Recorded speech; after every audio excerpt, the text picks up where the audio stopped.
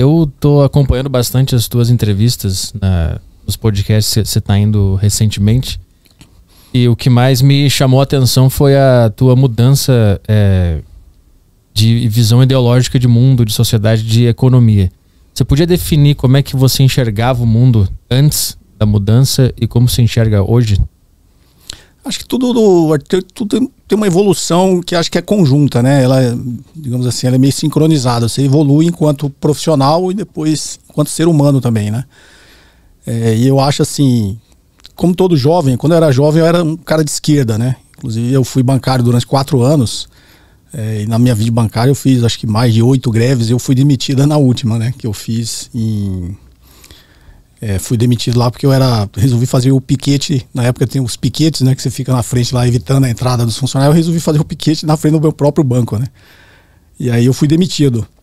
Então assim, eu tinha essa visão um pouco mais de indignação, que é próprio do jovem, né? De um alinhamento mais com a ideologia de esquerda. Mas trabalhei desde criança e aí eu fui evoluindo. Não sei se é uma evolução que você faz, mas profissionalmente você começa a ficar muito mais, digamos assim, pragmático e você começa a fazer muito mais aquilo que você acha que dá certo e que vai te trazer sucesso profissional, né?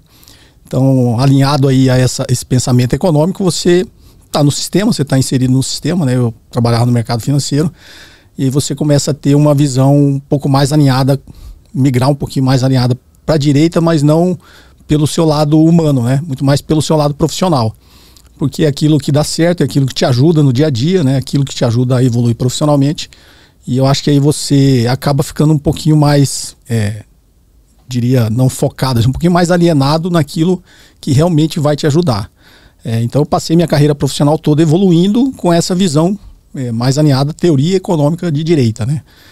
E obviamente depois da década de 80, com o Ray e a Thatcher, o que dominava, o que era o mainstream, era a ideologia neoliberal.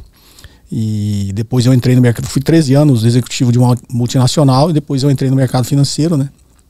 E aí no mercado financeiro já entrei na realidade como empresário, né? Eu fazia obviamente meus investimentos. Passei 10 anos no mercado financeiro, mas operando e sendo investidor, né? E aí acho que em 2005 eu abri uma empresa de investimentos. Foi até na época que a XP começou a crescer, né? Eu tinha muito contato com o pessoal da XP, mas eu era parceiro de um banco aqui em São Paulo, chamava Banco Geração Futuro. Eles tinham um fundo de ações na época, né? Que eu virei parceiro deles. E aí, já no mercado financeiro, ainda como empresário, né? Você fica limitado primeiro em tempo para, digamos, até fazer uma autocrítica, né?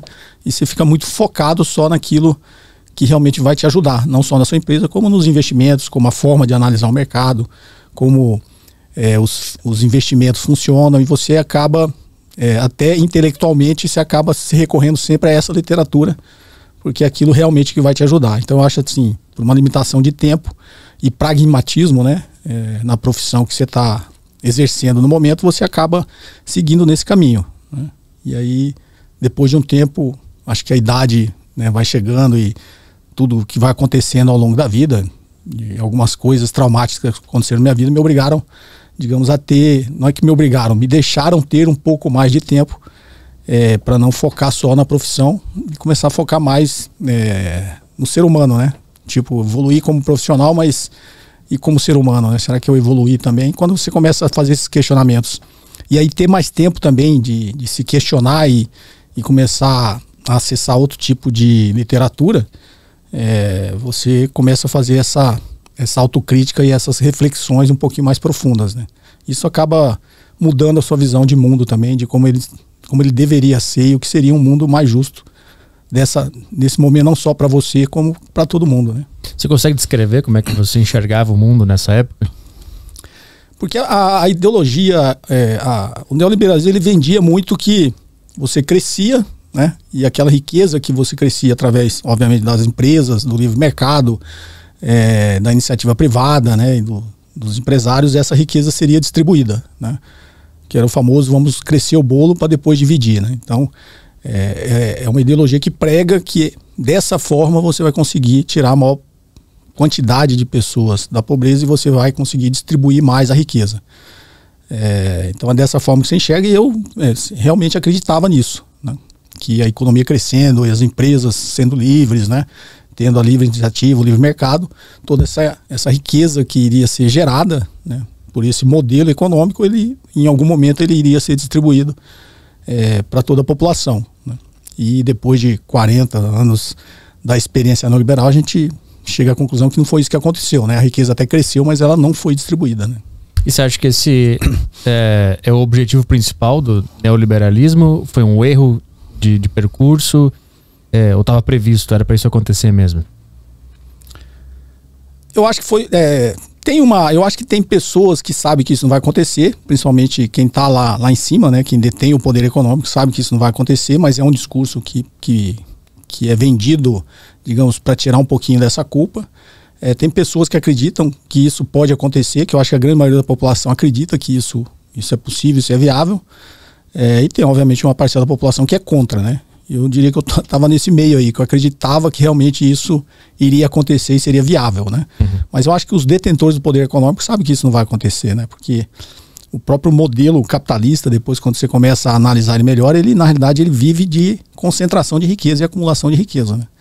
E é isso que a gente vê, todos esses distúrbios, inclusive agora, né? Com essa postura mais agressiva nos Estados Unidos, né? Através do Donald Trump, você vê que o interesse ali é do poder econômico, né? De manter essa riqueza concentrada, sendo que o grande problema, principalmente nos Estados Unidos hoje, dos países capitalistas, né? Que adotaram abraçaram de vez essa ideologia, você vê que o problema desses países é a não distribuição dessa riqueza, né? O problema dos Estados Unidos é não distribuir a riqueza. É um país extremamente rico, o país, pelo menos em dólar, é a maior potência econômica do mundo. E como que pode ele ser uma potência econômica maior até, em termos de população, em termos econômicos maior que a China, mas em termos populacionais muito inferior à China, e ter um nível de desigualdade tão grande, né? Um claro sinal que essa riqueza não está sendo distribuída, né? E o que gera esses distúrbios dentro do país, que na realidade até trouxeram o Trump ao poder, essa distopia que tem entre o discurso político, né, que chegou ao poder, e entre os eleitores que votaram nesses políticos, né? Eles realmente acreditam que o problema não é o capitalismo da forma que ele é gerido dentro da economia americana. Que um país com a potência econômica que é os Estados Unidos poderia muito bem estar distribuindo melhor essa riqueza e não ter tanta insatisfação nas classes trabalhadoras, né, nos Estados Unidos. Os três americanos mais ricos têm a mesma riqueza que 160 milhões de americanos, né? Então isso claramente não pode dar certo, né? Você alijar a grande maioria da população de ter acesso à riqueza que ela mesma produz, né? Porque quem produz a riqueza é a sociedade como um todo, né? Não são só algumas pessoas. Então é um modelo que tende sempre à acumulação de capital e à concentração de riqueza, né? Você diria que o neoliberalismo ele é propagado por essa elite de propósito para manter as pessoas numa ilusão de que um dia elas vão fazer parte desse seleto grupo de riqueza, de acesso ilimitado a tudo?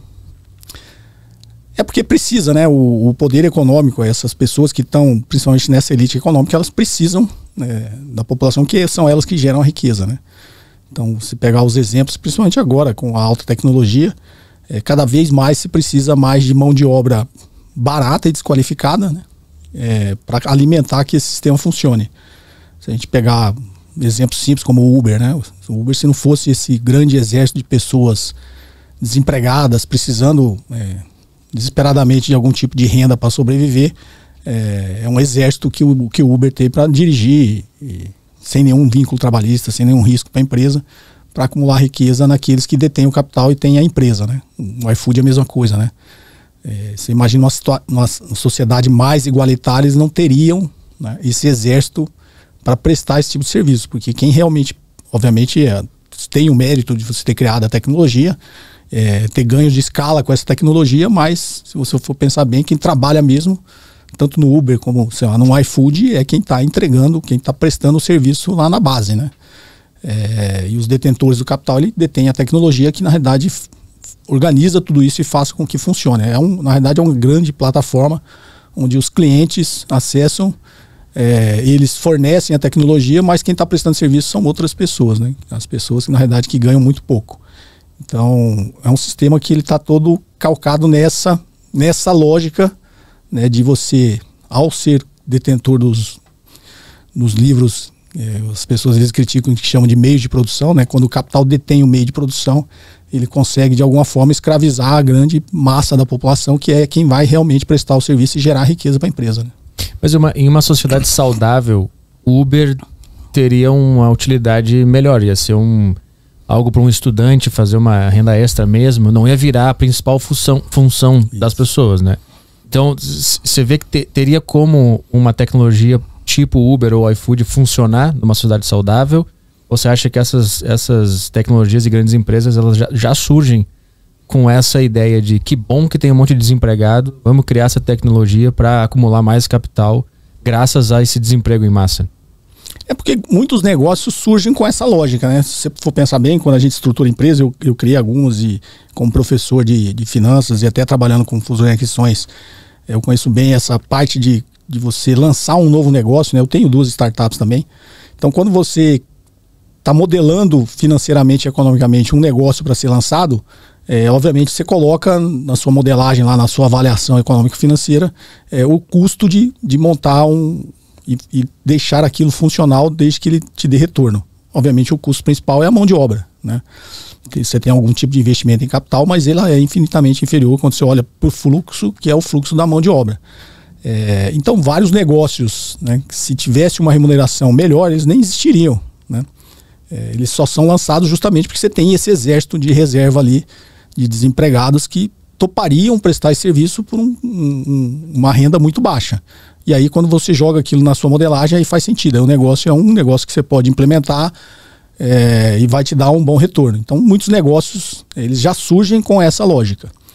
Obviamente você fala, mas e num país avançado, né? Sei lá, as pessoas gostam de citar os países nórdicos, né? Existe esse tipo de serviço? Existe, só que o ambiente econômico é um ambiente onde a renda é melhor distribuída, a riqueza é melhor distribuída. Obviamente um motorista de Uber numa economia dessa deve ganhar muito mais do que um motorista de Uber aqui no Brasil. Mas a economia como um todo, como ela distribui melhor essa riqueza, é um negócio que economicamente é viável. Ele acaba fazendo sentido nisso aí. Obviamente que não com a escala como tem num país como o Brasil, né? Então, muitas empresas no sistema capitalista, eles só existem por essa lógica, né? Se não fosse por essa lógica, eles não existiriam.